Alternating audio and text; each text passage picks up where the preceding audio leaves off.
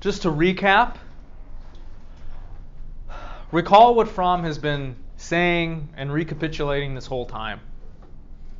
Love is the solution that we humans have come up with to the problem of human separateness. Our consciousness, our experience of this reality separates us, distances us from ourselves, our own nature, others, and society. And that's uncomfortable, right? Because it produces anxiety and guilt. We don't experience anymore that paradisical oneness that we had when we were ignorant, in which we were just responding to stimuli like animals. There are a bunch of temporary solutions that humans have come up with to try to fix this problem, but they're only temporary, right? And sometimes they lead us feeling worse than when we started, especially if you drink too much and do too many lines on a Friday night. So, love is the answer. Of course, there are different kinds of love, right? We looked at motherly love, brotherly love, fatherly love, erotic love. The kinds of love that we embody and exercise depend on our relationships to the people that we're directing our love at, the object of our love, you could say, and our own capacities, feelings, and worldview. All of these things influence how we love, what we love, how well we love. Love is not just a feeling. It's not just butterflies in the stomach, right? It's something more than that. It's more so an activity. It's the use of a faculty or a capacity or a power. The proper kind of love has synthesized the oppositional forces and ideas and values within us, right? It's synthesized our masculine and feminine elements. And Fromm argues that the proper kind of love, like Eastern philosophy, consists not in knowledge or intellectual activity, but experience and action in the world. And so that's what he focuses on. If we want to love well, and if we want to understand the nature of love, it involves action. And it involves a certain kind of experience in the world among others. Not just wanting to be loved, but actually giving love.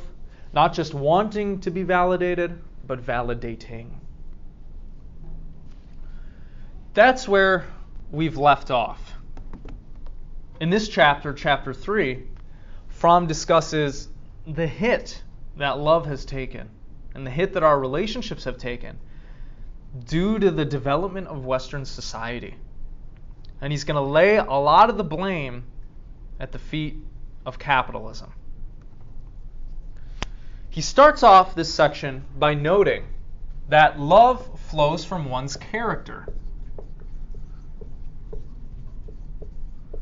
So the kind of character that you have is going to determine the kind of love that you're able to give and how you love, and to whom you direct your love. What influences our character? What shapes our character? This is not a rhetorical question. What do you think? Everything. Say more. Like the things that you take in, the actions that you do, the people you surround yourself with, the environment that you're in. Environment. What kind of environment? Are you talking about the woods? I mean, no, I guess we're like, I mean, it could be the woods. Like, if you live in the woods, that would shape your character. Yeah? So I guess anywhere. Yeah, what kind of environment do we live in? I think character you can define as hard experiences or just experiences in general. Mm-hmm. Give you a greater sense of understanding of the world and also give you humility, I think. Okay. Yeah, so our character is shaped by our experiences for sure. Without a doubt. I agree. And what shapes our experiences in this kind of life that we are all living right now? I think it's learning like how things truly work. Yeah. Like you could hear your parents say like, "Oh, you shouldn't be mean to people," but like you see people being mean in life, and then you're like, "Okay, well, some people are mean, some people are not." So it's like really just kind of learning that, and then I guess deciding to take like a higher moral ground than like the lower people. The kind of vein that you are hitting on there is something that Fromm is going to discuss later for sure. He's going to say, like, look, at some point we need to take responsibility over the formation of our own characters, and that's going to involve introspection and concentration and discipline. In this chapter, though, what he's going to try to make clear to us is what has been forming our characters in the West for the last few hundred years. We live in a what? Society, that's right. Because he's a critical theorist, the first thing that he's going to hone in on is how culture and society influences and determines our character. Okay? Character is influenced by the culture and society in which we live. Thus, our capacity for love is going to be influenced by the culture and society in which we live.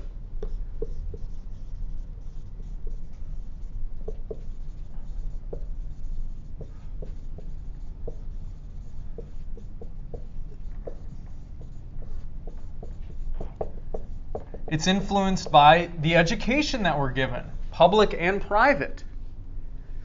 It's influenced indirectly by the kind of economy that structures our society, by the norms and values that we are conditioned into accepting, by the epistemologies that we are taught how to understand the world, by the worldviews that we're given.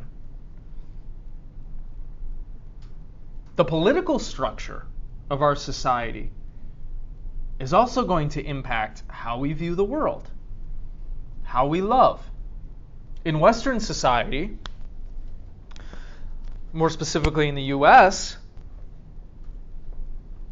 our society is based around what are called classically liberal political principles and ideas. The prioritization of civil individual liberty, protection of private property, government non-interference into individual life. These are the things that the Founding Fathers drafted our Declaration and Constitution on.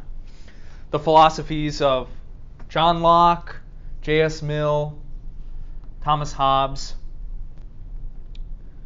So, the society and culture in which we live impacts our character and thus our capacity for love.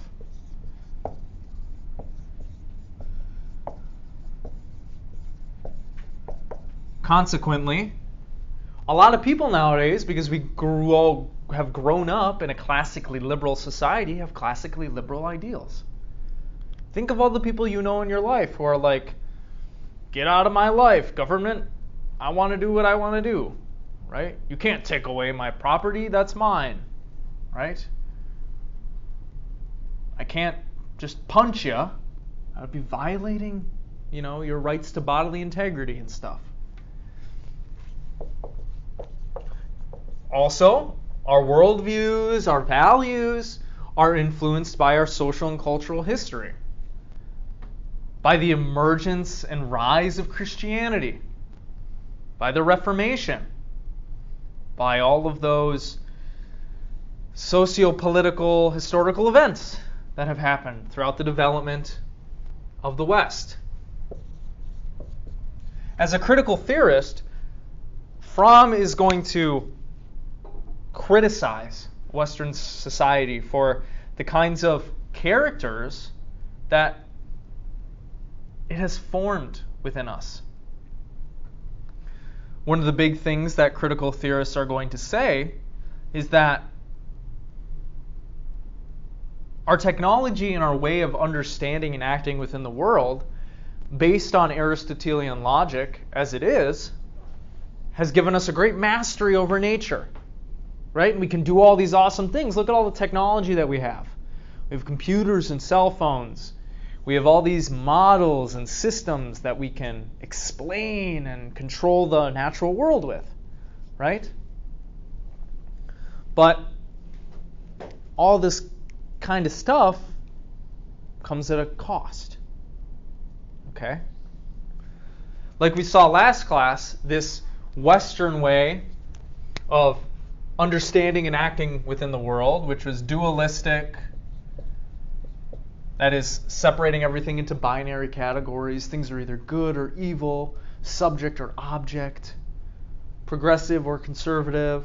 These things don't mix, they're not the same, and we want one to win out over the other. Based on the principle of non-contradiction,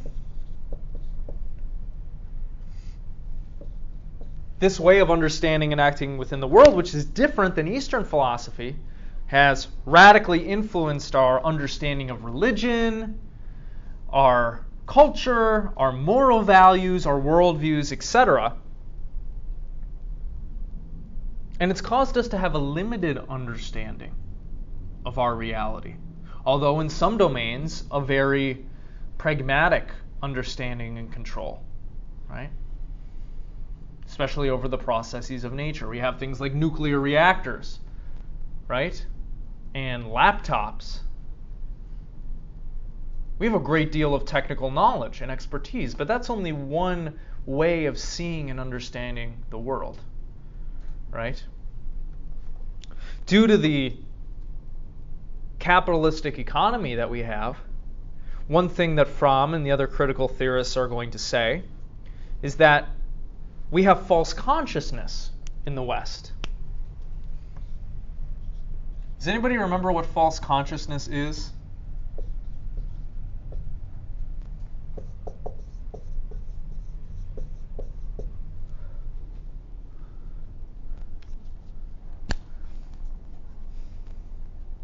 Do you think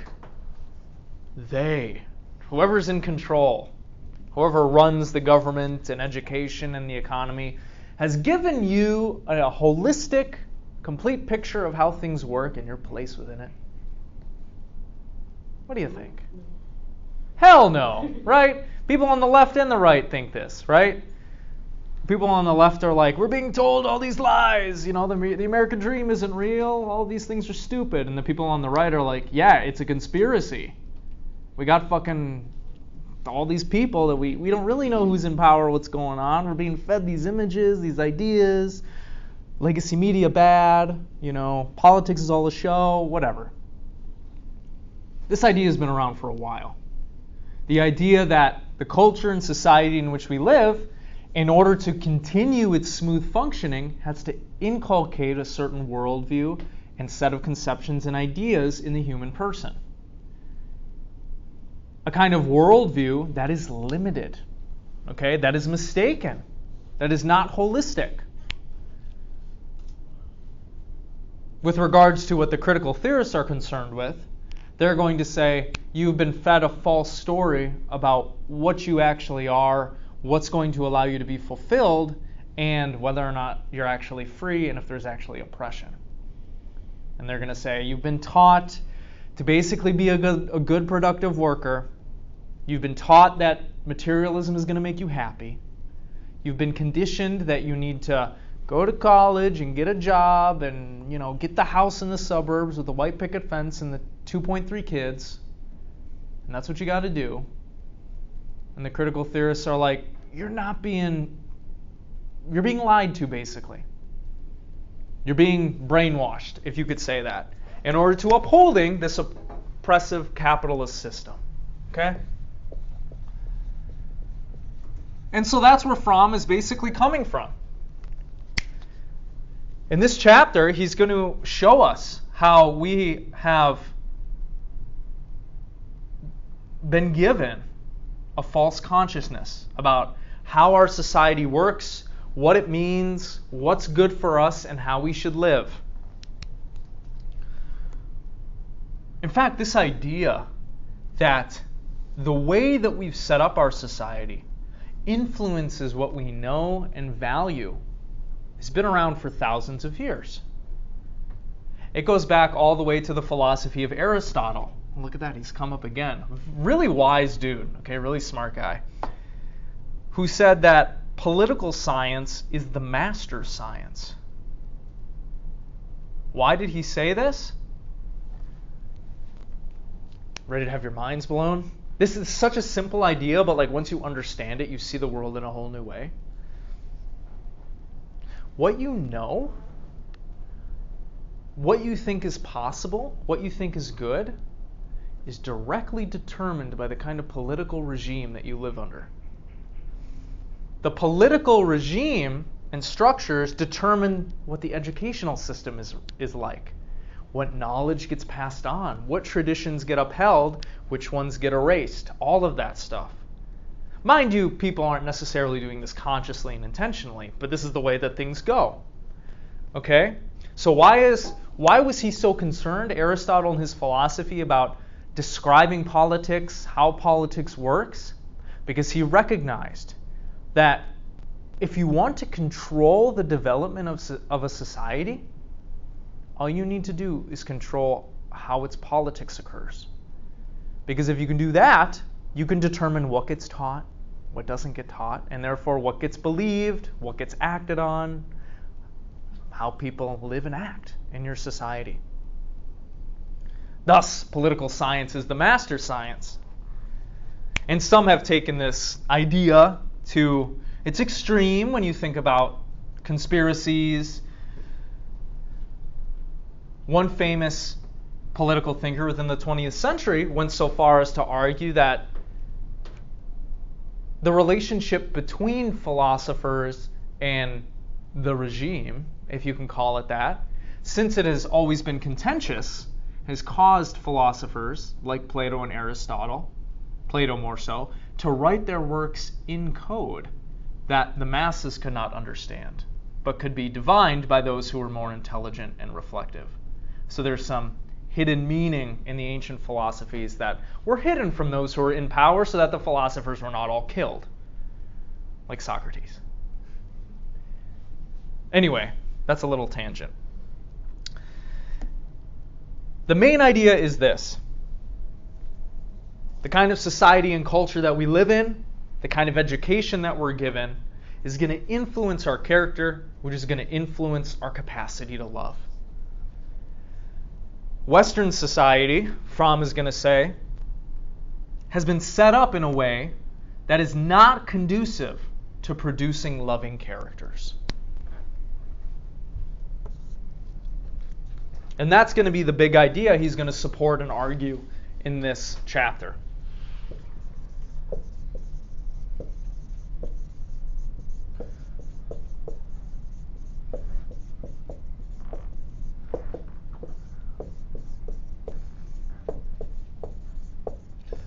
In other words, what he's going to say are the social, political, and economic structures that underlie Western society are not conducive to developing this capacity for love and exercising it.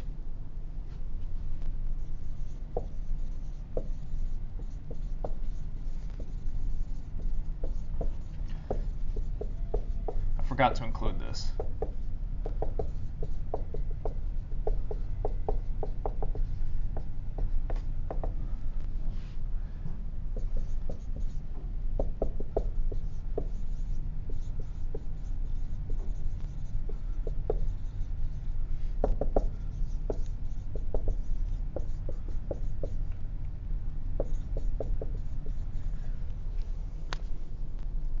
Instead, what we are conditioned into believing and accepting and acting out are what he calls various forms of pseudo-love.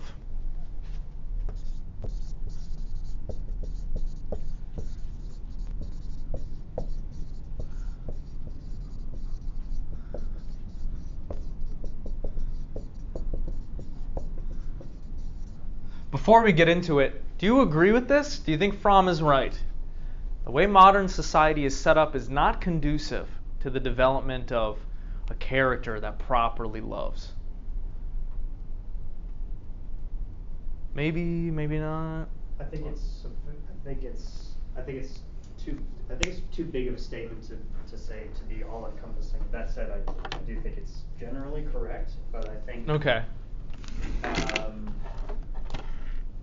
think it's generally correct, but I don't think everything in Western society is conducive of this of the not development of love. I'm sure people love each other in Western society, but Sure. I agree it does definitely. I think like with the modern people, like especially like people my age, like you're seeing a lot less like moral proper love, I would say. Right. Fromm would agree. Yeah. So I think it's getting a lot harder to have like a genuinely like productive relationship. But yeah. I still think like, especially like the people in like religious communities, I don't think they have a problem with like having like good love with each other. Yeah.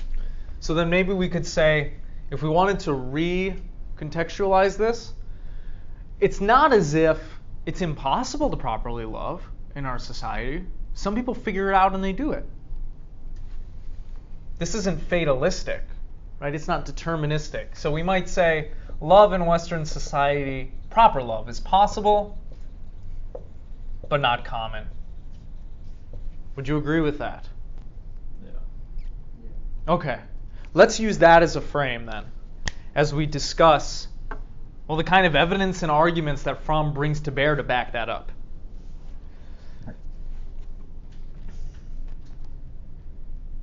The big thing that he talks about in this chapter is the critical theorist's favorite boogeyman, capitalism. Okay? Thank you for framing it that way. People argue about the extent, that capitalism influences people's thoughts and actions, but Fromm, like his other contemporaries, is going to say it has a deep impact on how people think, what they say, and therefore how they act. So we can summarize that as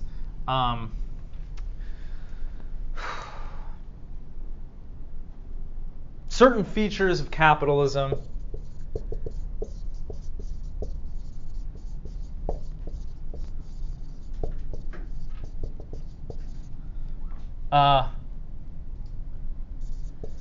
negatively influence human thought, speech, and action.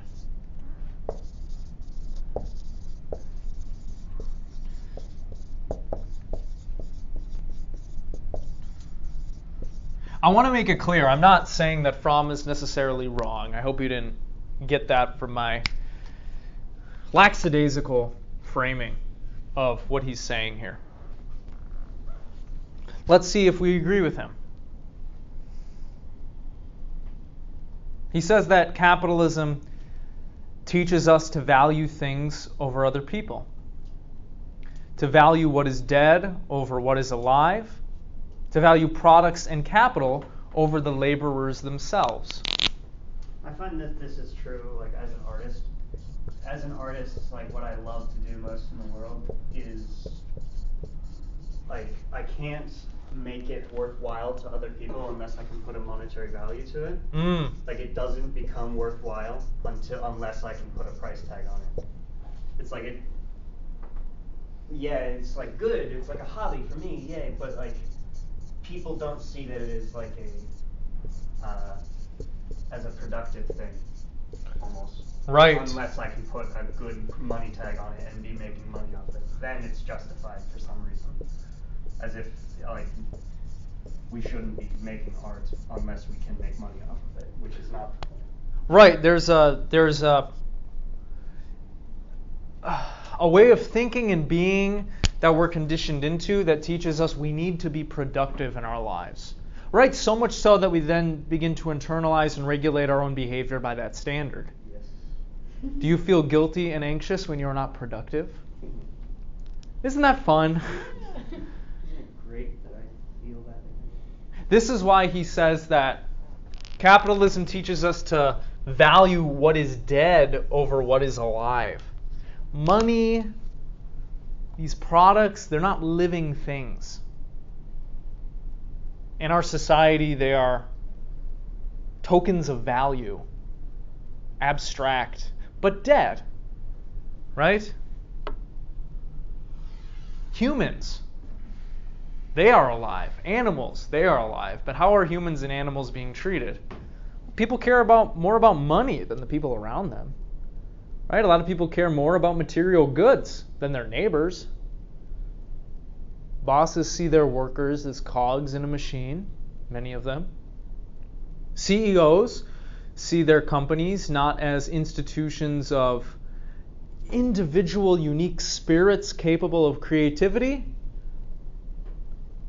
but things that, give them more power and control over their environment, right?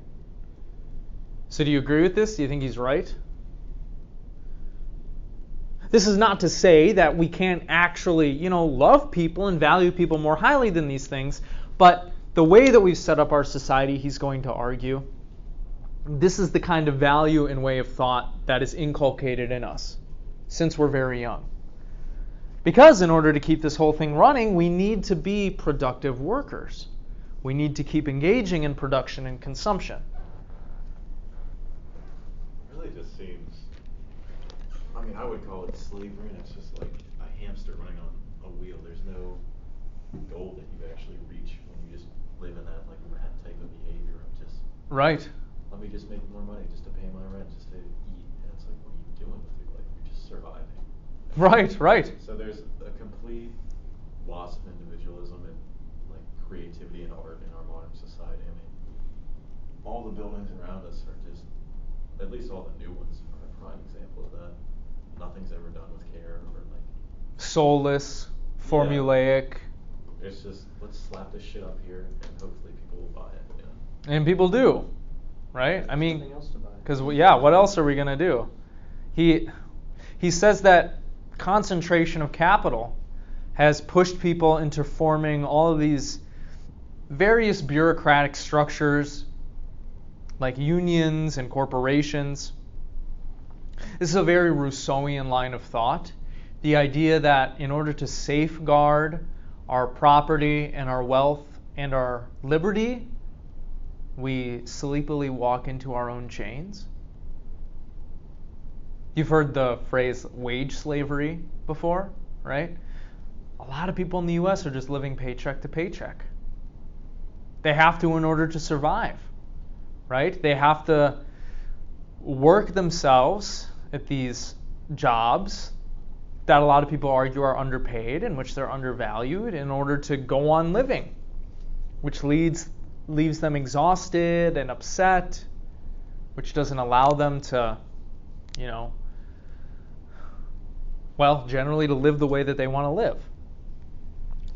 What this does is it fosters dependency on the system, on each other, and it fosters homogeneity. This way of organizing society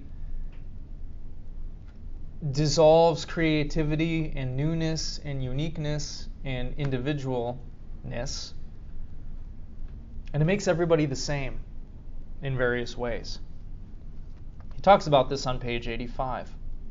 Modern capitalism needs men who cooperate smoothly and in large numbers, who want to consume more and more, and whose tastes are standardized and can be easily influenced and anticipated. It needs men who feel free and independent, not subject to any authority or principle or conscience, yet willing to be commanded, to do what is expected of them, to fit into the social machine without friction, who can be guided without force, led without leaders, prompted without aim, except the one to make good, to be on the move, to function, to go ahead. What is the outcome? Modern man is alienated from himself, from his fellow men, and from nature. He has been transformed into a commodity, experiences his life forces as an investment which must bring him the maximum profit obtainable under existing market conditions. Human relations are essentially those of alienated automatons, each basing his security on staying close to the herd and not being different in thought, feeling, or action. While everybody tries to be as close as possible to the rest, Everybody remains utterly alone, pervaded by the deep sense of insecurity, anxiety, and guilt, which always results when human separateness cannot be overcome. Our civilization offers many palliatives which help people to be consciously unaware of this aloneness. What are they? What do we do to distract ourselves from these unhappy lives that we are living? Watch movies. We watch movies, Social media.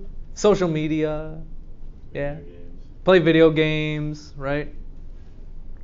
Y'all want to go play World of Warcraft? Fuck all this. What else do we do? Drugs. Drugs, yeah, that's a good one. Alcohol, sex, right? He says, first of all, the strict routine of bureaucratized mechanical work helps people to remain unaware of their most fundamental human desires, of the longing for transcendence and unity. Inasmuch as the routine alone does not succeed in this, man overcomes his unconscious despair by the routine of amusement, the passive consumption of sounds and sights offered by the amusement industry. Furthermore, by the satisfaction of buying ever new things and soon exchanging them for others. Modern man is actually close to the picture Huxley describes in his Brave New World. Well-fed, well-clad, satisfied sexually, yet without self, without any except the most superficial contact with his fellow men, guided by the slogans which Huxley formulated so succinctly, such as, when the individual feels, the community reels, or never put off till tomorrow the fun you can have today, or, as the crowning statement, everybody is happy nowadays. Man's happiness today consists in having fun.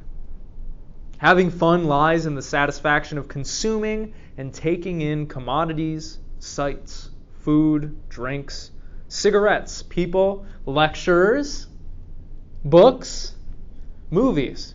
All are consumed, swallowed. The world is one great object for our appetite. A big apple, a big bottle, a big breast. We are the sucklers, the eternally expectant ones, the hopeful ones, and the eternally disappointed ones. Our character is geared to exchange and to receive, to barter and to consume. Everything, spiritual as well as material objects, becomes an object of exchange and consumption. And so, our way of organizing our society and our economy has had negative impacts on our ways of life, the way that we see ourselves, the way that we engage with others.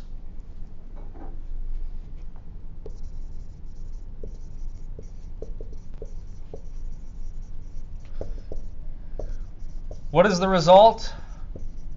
Well, as we saw near the beginning of these lectures, we feel alienation from ourselves, from others, from society.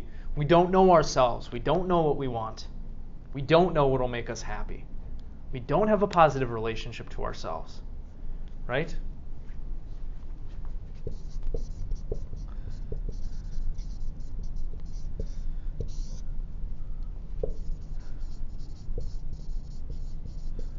Alienation from nature. We view the environment primarily economically. What can it do for us? When we do go into nature, it's so that we can satisfy some desire we have to see the landscape again. Not to respect and understand the intricate ecosystem and to see it for what it is, but to satisfy a desire, right? We're alienated from society. Do you feel like you fit in, that all this stuff around you is good, that you want to be a part of it? No, you're like, fuck all that, man. All this shit sucks. So part of you knows that, like, this is dumb, that it's not right for you, right?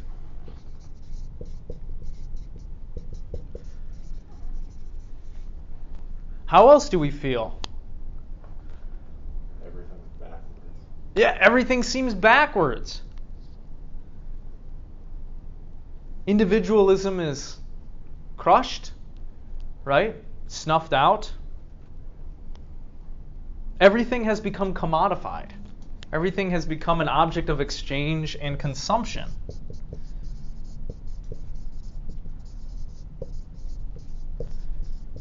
We are finding increasingly new ways every day how to market and sell our creative capacities, right?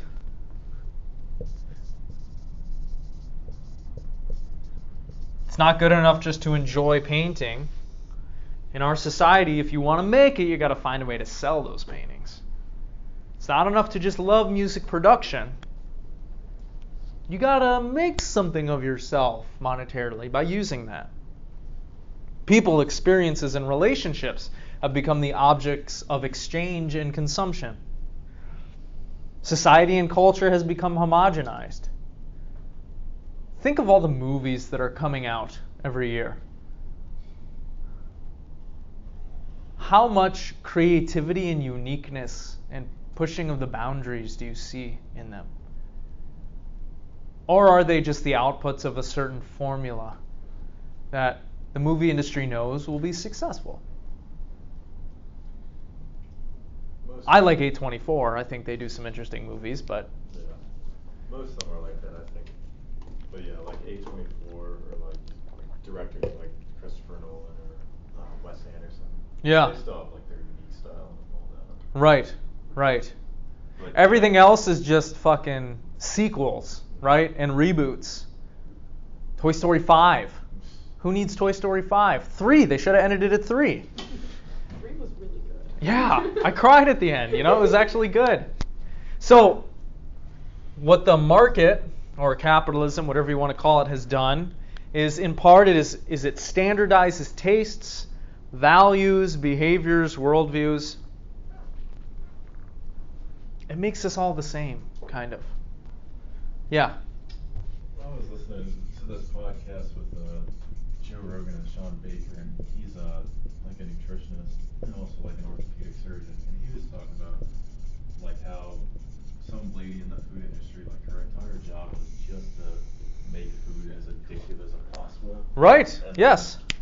now they're like trying to create a 91% processed food diet that's quote unquote healthy. Whew. I'd run away from that. That doesn't sound good. To think of all the sugar and the salt and the fat and the processed ingredients that are in the majority of what people eat, probably not good for you. Stick to the sides of the grocery store, right? Where all the whole foods are. When was sugar introduced to the diet? Like there was a year when there was a time when it was like introduced to the Western world. We didn't have sugar before then or something like that. Right, and like high fructose corn syrup like, and oh my gosh. yeah. Well, then there's that whole like study that like blames trans fats on like why sugar is actually harming everybody. What's the result of this? Humans have basically become mindless automatons. We do our routine, we go to work, we go to school, we watch our show at night, we do what we're told, we vote for who we're supposed to vote for. We don't really think for ourselves. And as Fromm is going to say, mindless automatons cannot love. So we need to break ourselves out of this conditioning.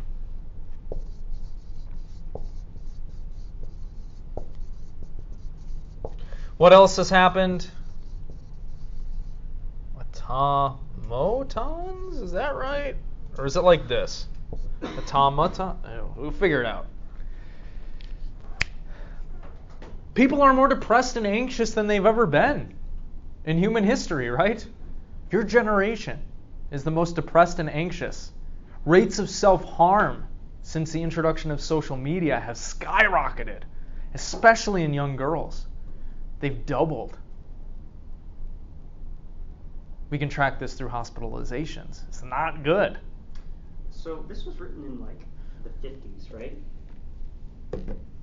Yes, I believe It's still so. true to this day. Why is it that everyone seems to agree on this, but like nothing seems to be changing about it? I don't think it was really agreed upon until more recently, though. 1956. Still, okay, so why isn't it changing then? I think we're trying. We're reaching a point where, and I've been saying this, like, critical theory is very popular among us. Very much, I agree. Not even in this room, but like collectively as a generation, because we are the ones that are seeing it. I think that for so long it was like, yeah, but it's nice to live in like the society that was built. That's what people, but we can't anymore. Right. So that's why critical theory is becoming more popular, because we're seeing it fall apart in real time. Well, it's easy, right? You don't have to do anything. It was easy. It's just now even the ease has been taken away.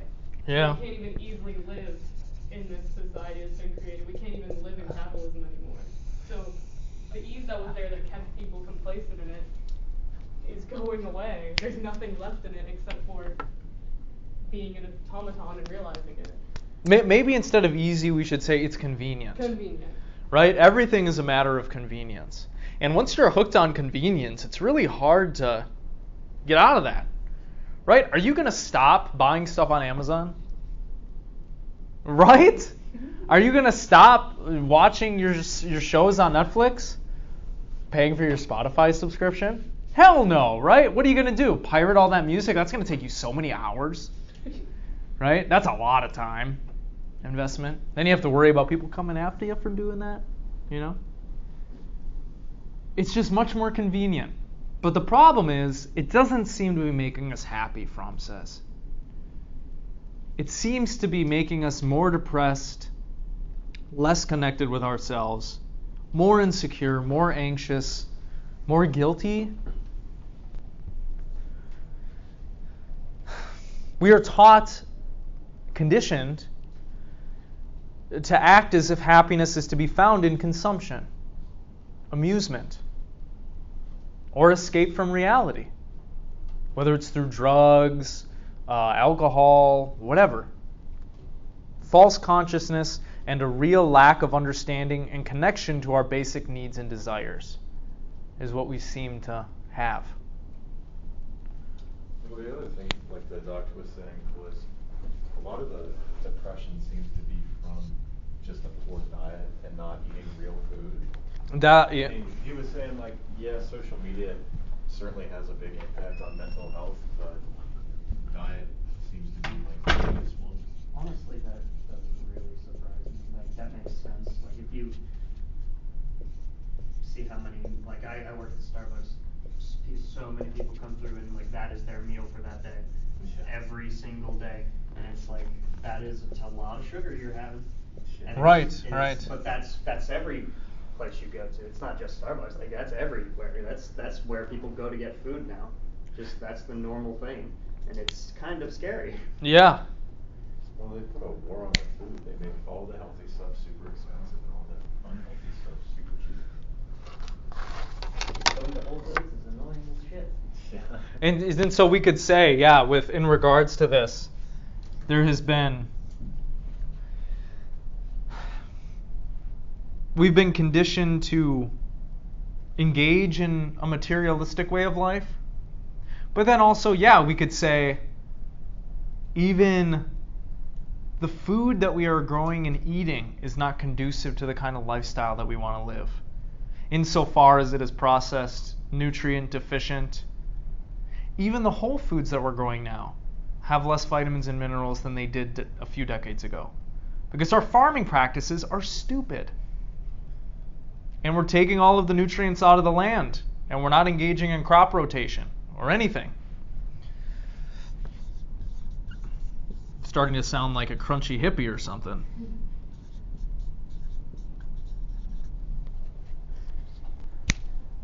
On top of all this, and this kind of goes along with this idea, again, we have a lot of people have a false consciousness about where they stand, how all of this is impacting them, what's good for them, how they ought to live. Most people are not in touch with their true needs and desires. They try to suppress that because it's hard to live in a way that is different than what all of this is trying to condition us towards. Right?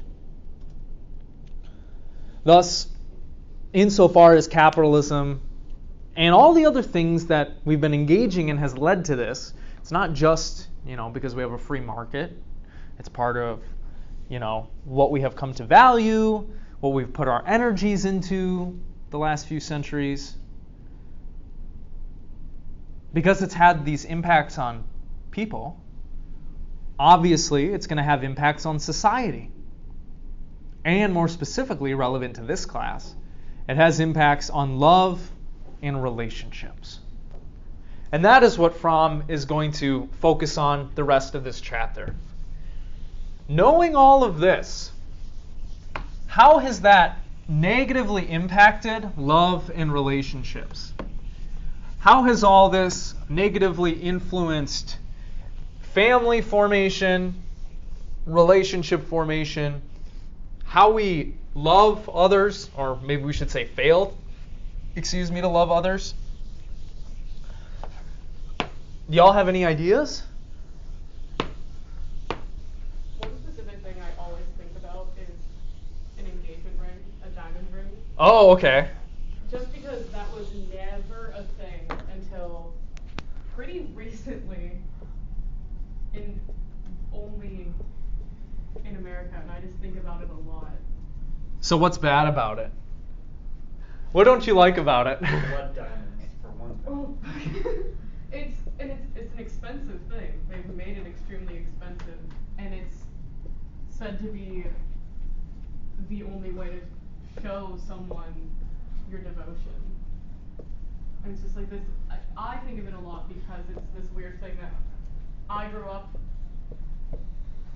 thinking was needed, just to find out that it was kind of fed and superficial instead. But they're still in my brain because of this whole thing of like, I want one. Yeah. And no matter what, I still think that. And if I didn't, I'd be like, oh, I feel left out. And it goes back to that. You want a nice pretty ring, right? You know, you want the nice Why shiny. do I keep thinking that? Yeah. You want the nice shiny jewelry. We're all like little goblins. We like our little shiny gems, right? And gold and silver. But it was never real. And so, Yeah. Yeah. I mean, course it we wasn't. we could talk about, the ethics of how these things are cultivated and transported and sold, the death, the environmental degradation, the fact that it seems to be upholding a norm that doesn't suit us, that causes us to spend a lot of money on a shiny rock that we could, if we just wanted a shiny rock, like, we could spend a lot less money. Like, you could get an artificial diamond. Nobody wants an artificial diamond, though. It's not real. You just ruined it in that. Right, exactly. Diamonds aren't even that rare compared to most gems, too. They are, right, exactly. There's no difference between the one grown in the lab and the one grown in the ground. There is no difference. At least not Well, yeah. chemically, right? They're both carbon atoms arranged in a certain way. But yeah, what were you going to say? Oh, I was just saying slave labor is the thing. What Slave labor, yeah. Yeah, we could also talk about the other Where do we get our diamonds from? products that, fill Western markets that are the result of slave labor a lot. Or sweatshops. Which, if you're ever lucky enough to take another class with me, I might assign you a piece defending sweatshops, which is an interesting piece. Yeah. I think it's the overall explosion of materialism and a lot less caring about like the individual as a person. And, like, Right, what right. they actually value. It's a lot of disillusionment about what's important, what's considered normal. It's like we're disillusioned to think that you need to buy a diamond ring. And so think about this from a psychological perspective, because that's what Fromm is doing. What does all of this produce in people? Are we psychologically healthy? No. What is the psychological term for potential to experience negative emotion? Yeah, like neuroticism. Yeah. Another way of talking about how those things become internalized and concretized in the human mind is that we have neuroses and complexes, right? Fixations. We engage in these negative behaviors. We have these negative, unhealthy expectations, right? So, this poor socialization and education has caused us to develop neuroses, mental illnesses, values and expectations that don't serve us, right? At least this is what Fromm is saying. Take it or leave it. It's up to you. I'm not trying to convince you that this is right.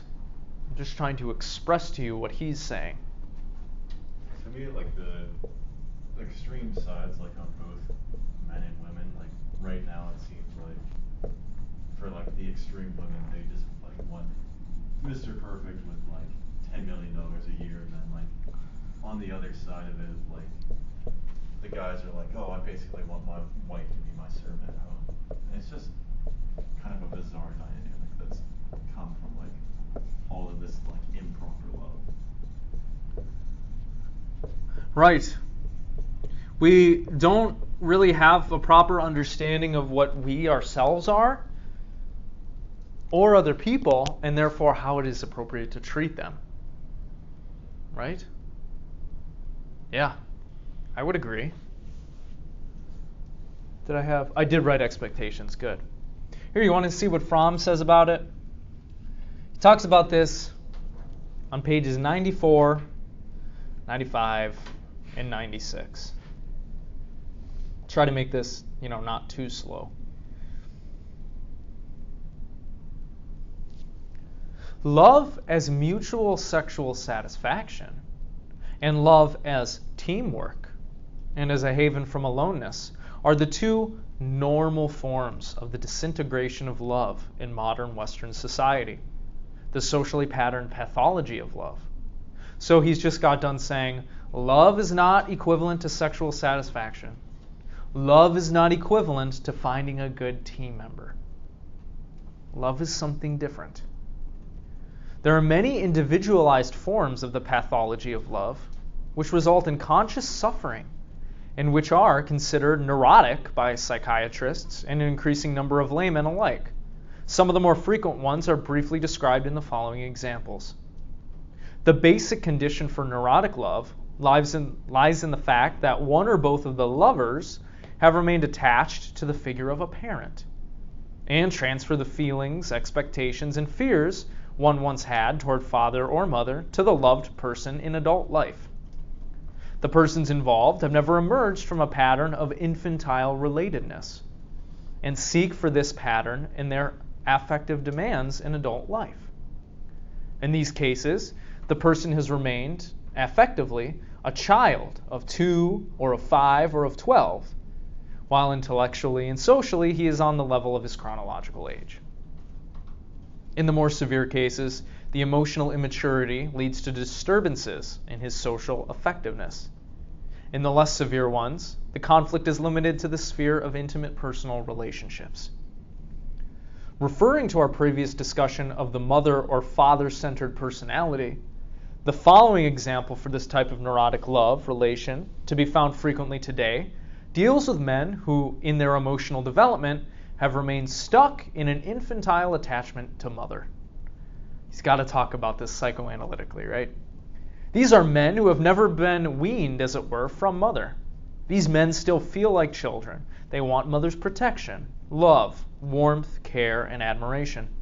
They want mother's unconditional love, a love which is given for no other reason than that they need it, that they are mother's child, that they are helpless. Such men frequently are quite affectionate and charming if they try to induce a woman to love them, and even after they have succeeded in this. But their relationship to the woman, as in fact to all other people, remains superficial and irresponsible. Their aim is to be loved, not to love. There's usually a good deal of vanity in this type of man, more or less hidden grandiose ideas. If they have found the right woman, they feel secure, on top of the world, and can display a great deal of affection and charm. And this is the reason why these men are often so deceptive. But when, after a while, the woman does not continue to live up to their fantastic expectations, as in fantasy, conflicts and resentment start to develop. If the woman is not always admiring them, if she makes claims for a life of her own, if she wants to be loved and protected herself, And in extreme cases, if she's not willing to condone his love affairs with other women, or even have an admiring interest in them, the man feels deeply hurt and disappointed, and usually rationalizes this feeling with the idea that the woman does not love him, is selfish, or is domineering. Anything short of the attitude of a loving mother toward a charming child is taken as proof of a lack of love to these men. These men usually confuse their affectionate behavior, their wish to please, with genuine love, and thus arrive at the conclusion that they are being treated quite unfairly. They imagine themselves to be the great lovers and complain bitterly about the ingratitude of their love partner. A different form of neurotic pathology is to be found in such cases where the main attachment is to that of the father. A case in point is a man whose mother is cold and aloof, while his father, partly as a result of his wife's coldness, concentrates all his affection and interest on the son. He is a good father, but at the same time authoritarian. Whenever he is pleased with the son's conduct, he praises him, gives him presents, and is affectionate. Whenever the son displeases him, he withdraws or scolds. The son, for whom father's affection is the only one he has, becomes attached to father in a slavish way. His main aim in life is to please father, and when he succeeds, he feels happy, secure, and satisfied. But when he makes a mistake, fails, or does not succeed in pleasing father, he feels deflated, unloved, cast out. In later life, such a man will try to find a father figure to whom he attaches himself in a similar fashion. His whole life becomes a sequence of ups and downs, depending on whether he has succeeded in winning father's praise. Such men are often very successful in their social careers. They are conscientious, reliable, eager, provided their chosen father image understands how to handle them. But in their relationships to women, they remain aloof and distant. The woman is of no central significance to them. They usually have a slight contempt for her, often masked as the fatherly concern for a little girl. They may have impressed a woman initially by their masculine quality, but they become increasingly disappointing when the woman they marry discovers that she is destined to play a secondary role to the primary affection for the father figure who is prominent in the husband's life. That is, unless the wife happens to have remained attached to her father, and thus is happy with a husband who relates to her as to a capricious child. And so Fromm has some things to say about the kinds of neuroses that people develop as a result of bad parenting, the socialization and improper education that they're given, the incomplete and vicious role models that they look up to. All of this is downstream of what we are taught as to what love is and how it is to be embodied and exercised. This is the big one. This is like the whole main idea of this chapter. In essence, the kind of society and culture in which we live miseducates us about the nature of love.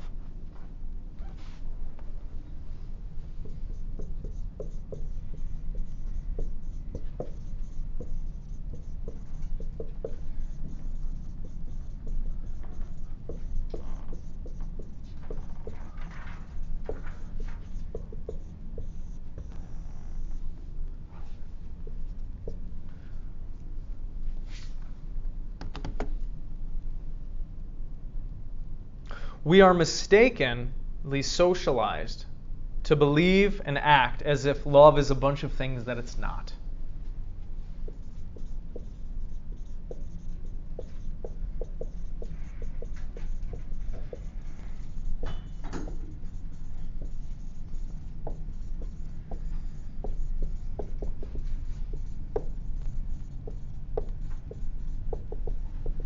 What are some of the things that we're told love is? We've mentioned two already. What's the solution to all the relationship problems?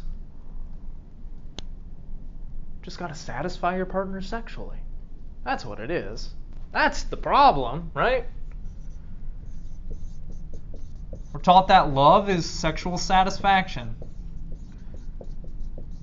If you just satisfy him or her, everything is going to be fine. You're going to be in love. Your relationship is going to be great. Some people think that, this is all that you need to do to keep people together, to keep people happy.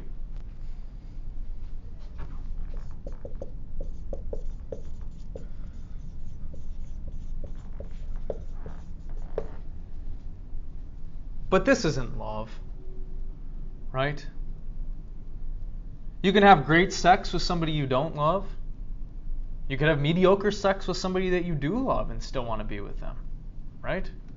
Love is different than mere sex, right? Or sexual satisfaction.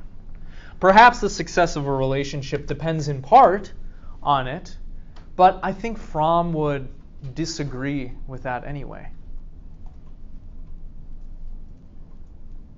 What do you think? Is this the be-all, end-all of relationships? I wouldn't say so. I don't know. What do I know? I'm just one person.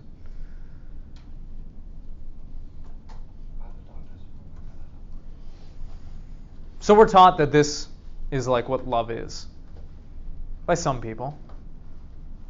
This is what's modeled for us. What else are we taught what love is? Just finding someone beautiful. Finding someone beautiful, yeah. We could call that, what would you call that? Maybe we could liken that to what Fromm calls idolatry.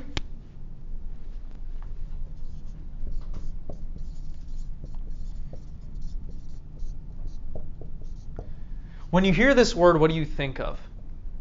Idol. Idol. And that makes you think of what?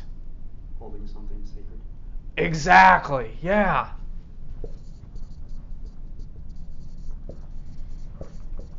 Putting the other on a pedestal. Isn't this what we call simping nowadays? You're a fucking simp. You're just simping for the e-girl or whatever. Yeah, donate to her. She's not going to be in a relationship with you, right? Whatever. This is very common on guys' ends, right? They idealize some woman in their lives and put them on a pedestal and treat her as a goddess. And oftentimes that doesn't end up working out well. How does it work out, Bella? It's not good. It's awful. How does a woman feel? Bad. Bad? Why? Why does she feel bad? From personal experiences, when you're being put up on this pedestal, if you're going through like any type of issue, it's just like they don't, like, it's not valid to them because they're like, oh, you have all of this correct, so like you can't be having that issue. But like you are having that issue and you can't really talk about it or do anything about it. Your experience is invalidated. Mm-hmm. Yeah. Maybe it puts pressure on people to like live up to a certain standard or something, right? It's weird? Okay, speaking to that. Like, to not be viewed as a person. Right. Yeah, right. objectified. That's the thing, right? It's like when you view somebody, when you objectify, which is kind of like viewing them as lesser than they are, and when you idolize, which is viewing somebody more than they are, you're like not treating them for what they are, right? Fromm is going to say that proper love, is between people who have a true conception of the other. In some sense, you should not be merely objectifying or idolizing anybody that you're in a relationship with. You should see them as an equal in some sense, as another human person with their own desires and wills and subjectivity, right? So when you idolize or objectify, you're not treating them as they are, right? In fact, you're treating them as something they're not. Either a god or goddess, or an object, like a sex object, right? Yeah, so if you're looking to just be in a relationship with somebody who's beautiful, right? And that's like your top priority. You've idolized beauty in your mind or something, right? If that's all you care about, that's not going to be sustainable.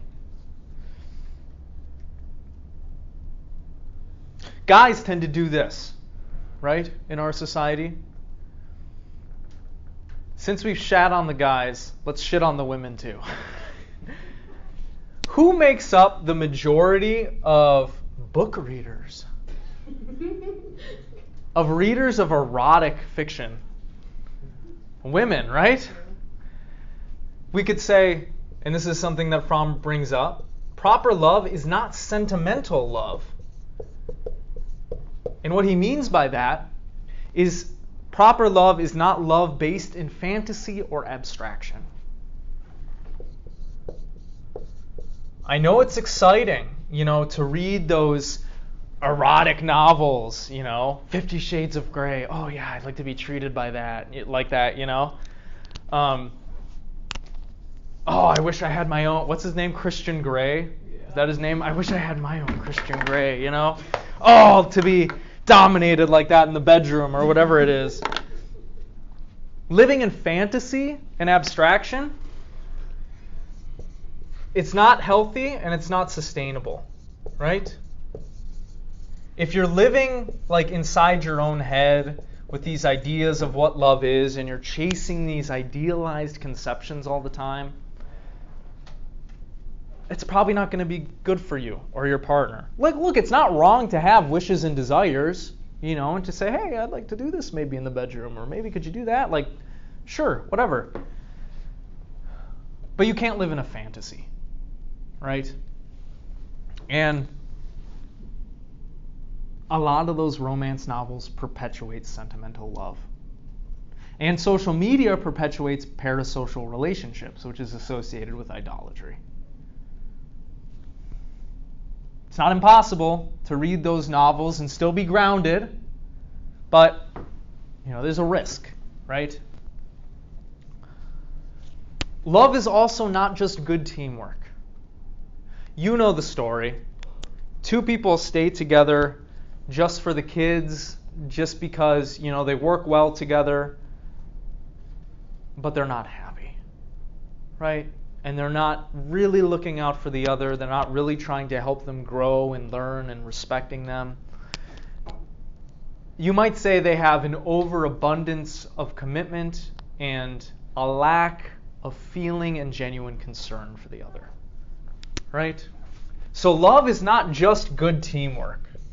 Okay, sure, you could find people that you work well with, that you vibe with, right? That you see the world in a similar way, that you get along well together. The way Fromm characterizes this as people who get into these relationships conceptualize love as a mere haven from aloneness. And that's not what love is. It's not just a haven from being alone and isolated.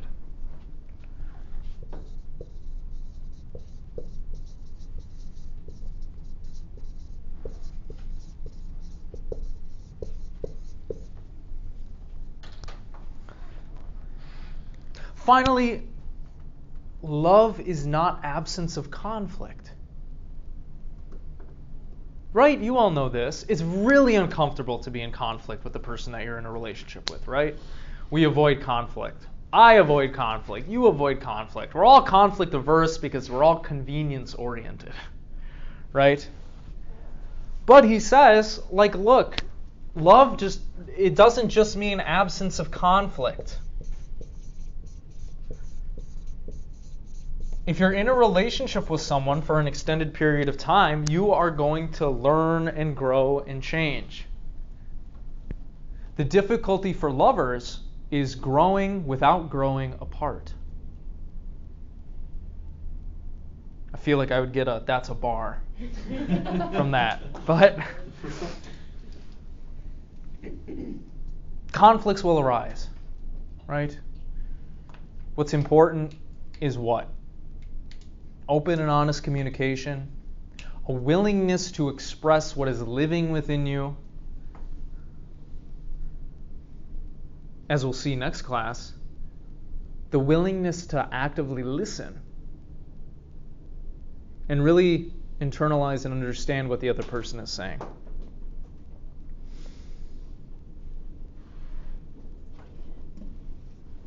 So, all of these forces, these structures, these systems impact our understanding of love, impact how we love, like what we think is appropriate in our relationships, how we carry those out.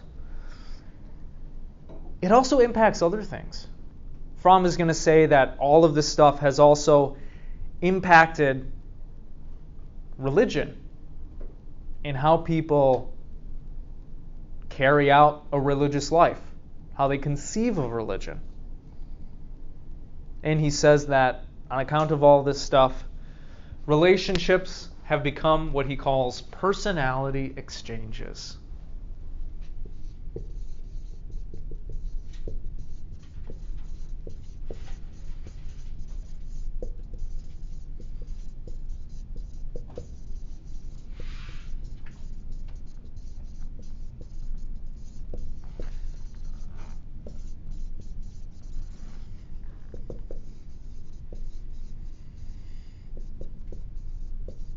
If I spell something wrong, don't laugh at me.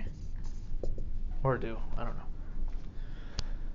He talks about this near the end of the chapter. Pages 105 and 106.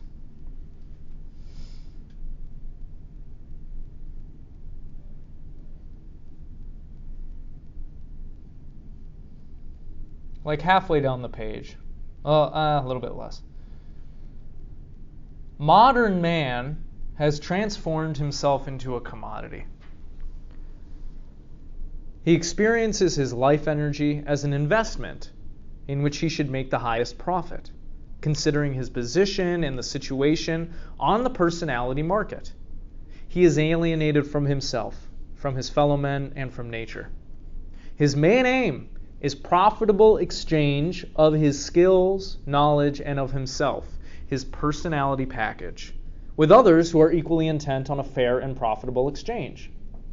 Life has no goal except the one to move, no principle except the one of fair exchange, no satisfaction except the one to consume.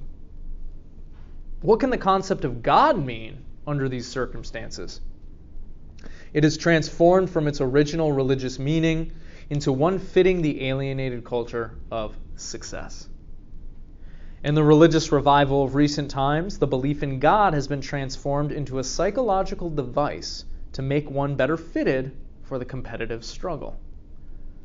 Religion allies itself with autosuggestion and psychotherapy to help man in his business activities. In the 1920s, one had not yet called upon God for purposes of improving one's personality.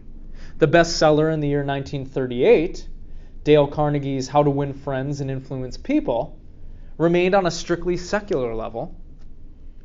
What was the function of Carnegie's book at that time is the function of our greatest bestseller today, The Power of Positive Thinking, by the Reverend N.V. Peale. In this religious book, it is not even questioned whether our dominant concern with success is in itself in accordance with the spirit of monotheistic religion. On the contrary, the supreme aim is never doubted. But belief in God and prayer is recommended as a means to increase one's ability to be successful. Just as modern psychiatrists recommend happiness of the employee in order to be more appealing to the customers, some ministers recommend love of God in order to be more successful. Make God your partner means to make God a partner in business, rather than to become one with Him in love, justice, and truth. Just as brotherly love has been replaced by impersonal fairness, God has been transformed into a remote general director of Universe Inc. You know that He is there. He runs the show, although it would probably run without Him too.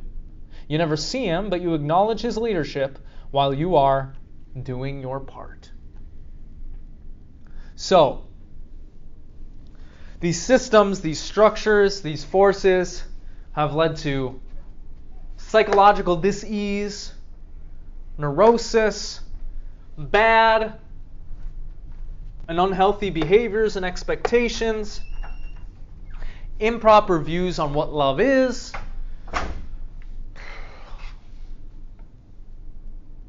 how should we put it? Relationships that are not successful, I suppose, or healthy. Improper conceptions of God and religion, of what's going to make us happy, of how to get there, of what we are. The situation is looking pretty bleak, right? But you're all in a philosophy class, right? And so, in our philosophical optimism, we can say, because you can think, because you can reflect and modify your behavior, you can change this stuff for yourself, right? You're not stuck with this. We can come to a better understanding of what love is and how to carry it out. And it's going to be hard work, but we can do it. I hope. That's what we're going to get into in the next chapter. How do we change this? How do we practice and master the art of love such that hopefully we can positively transform society, hopefully such that we can positively transform our relationships? Okay, what do y'all think? Do you feel like he's onto something here? Do you like what he's saying? Or are you like, you love this man? Okay, say more. Why do you? I don't know. Do you actually love him, or? No, I like this man. I love his idea. I think he is thinking in the right direction, and I wish he was alive today Yeah. to see this.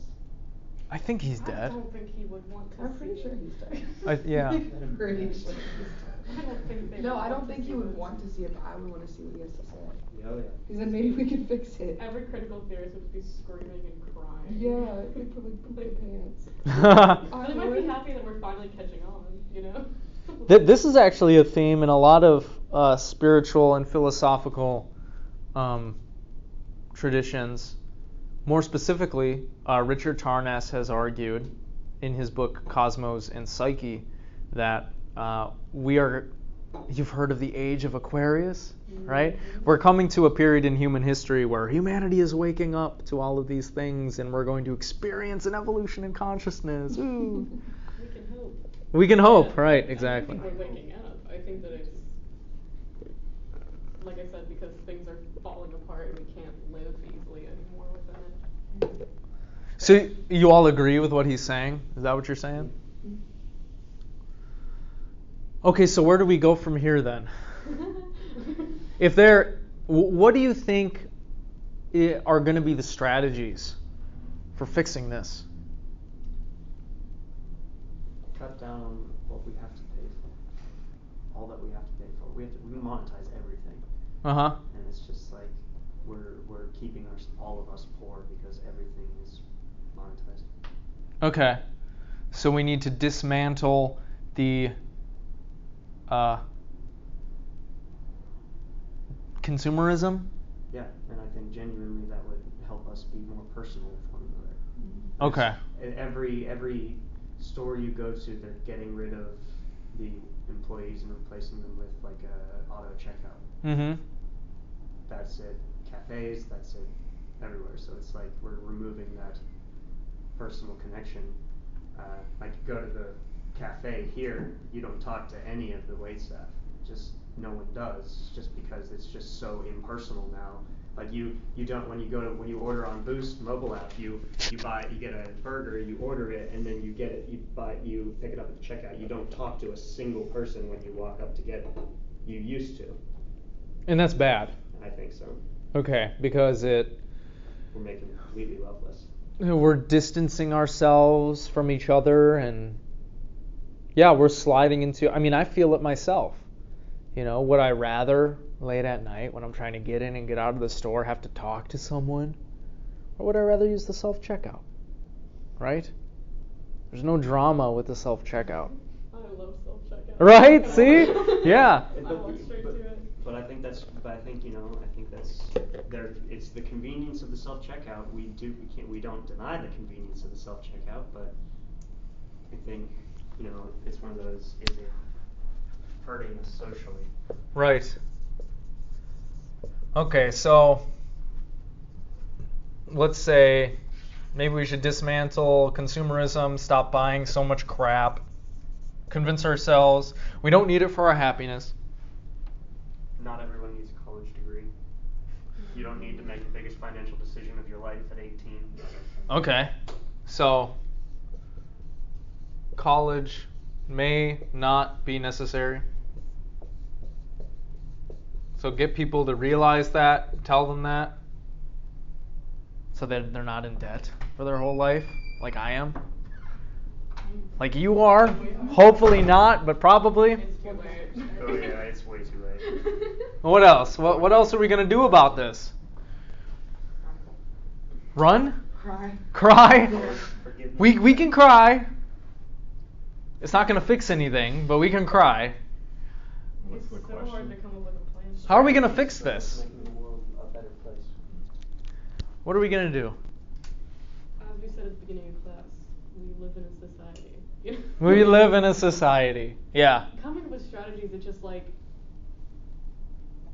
it's so hard to even, there's so much Yeah. outside of yourself that's controlling it. I feel like society's on like much different pages. Like we would all need to collectively work together, and I just don't know about that. That's the struggle, Don't right? know about that. Getting everybody on the same page Yeah. is like When impossible. People are frustrated. We all keep on doing it. It's hard to stop because our lives revolve around consumerism and getting a college degree. Have y'all heard of Those accelerationism? two. Yeah. Do you know what accelerationism is? Maybe you'll like this strategy. Lean in as hard as you fucking can into the system until it blows up. I mean, it It's kind of kind of is. going You keep buying stuff, you keep treating people like shit, you keep using people like objects, And then they'll realize. and then eventually the whole thing will blow apart, and then we can usher in the utopia once this thing is broken. I feel like that's what like Shein is, like how people do those like $800 Shein hauls. Like that's exactly what that reminds me of. I mean, I guess people are doing that. Yeah, they're like without- already doing yeah, it. they're- And like our planet's suffering, but people still, we can't. What are we gonna do about that? Like. So You that, can be that one person not buying. Yeah, things like, I don't buy excessively, Shein, and then like, you what's look that around gonna and you're do? like, oh well, everyone else is. Yeah. whether or not you like that strategy is going to depend on what kind of ethic you follow. It's the people who are accelerationists are generally consequentialists. So they think what matters is the consequences. So in the meantime, look, if we got to break a few eggs to make this omelet, cause some suffering, cause some pain, keep engaging in the slave labor until we blow this thing up, we got to do that. But some people don't like that strategy because it's going to cause a lot of suffering, right? I see that, or just like massive riots and rebellion. I think that's the only way you're gonna take this system out of place. Either it's gonna destroy itself or other people are. So, protests and stuff, Yeah. is that what you're saying? Yeah, I feel like we're sitting somewhere between accelerate and boycott. But when both happen at the same time, then it They level each becomes other out. nothing. Nothing's happening. How about, should we just opt out? That'd be Go to the lovely. woods. Yeah, run away. We've all been talking about the woods. Is there nothing to be done? Should we just let it die its slow, painful death and not contribute to it anymore ourselves and just be like, you guys do you. I'm going to go learn how to, create fur garments from the cute little foxes around my hut. No? That some people like that because they don't think they have any control over power over this. But other people are like, well, you're not helping anything. So you're kind of stuck between a rock and a hard place there, right? Is it running away? And if it is that the right thing to do? Is that the moral thing to do? I don't know. Personally, I just want to get like a Sprinter van and just live out of that. It's like fuck everything. I can empathize with that. What Fromm is going to say is, look, it ain't going to be easy. It certainly is difficult to get everybody on the same page. What we need to somehow do is get everybody to individually commit to personal reflection and change. This is going to need to be solved by individuals looking at their own lives, realizing it's shitty, and then changing themselves. It needs to be done from the bottom up.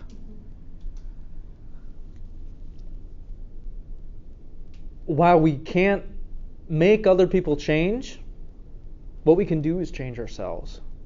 And so Fromm is going to give us a whole ethic or strategy or methodology for changing ourselves, how we think of these issues, how and if we contribute to them, how we treat others. So that's what he's going to be focused on in the 4th chapter, the practice of love. He's going to teach us how individually we can master this art, provided we're willing to put the time and the energy into it, which I'm guessing he sees as a necessity if we're going to turn things around. Okay. Any questions, concerns, comments? Okay. Read the 4th chapter for Wednesday, and then that'll be all she wrote. Or all he wrote, rather.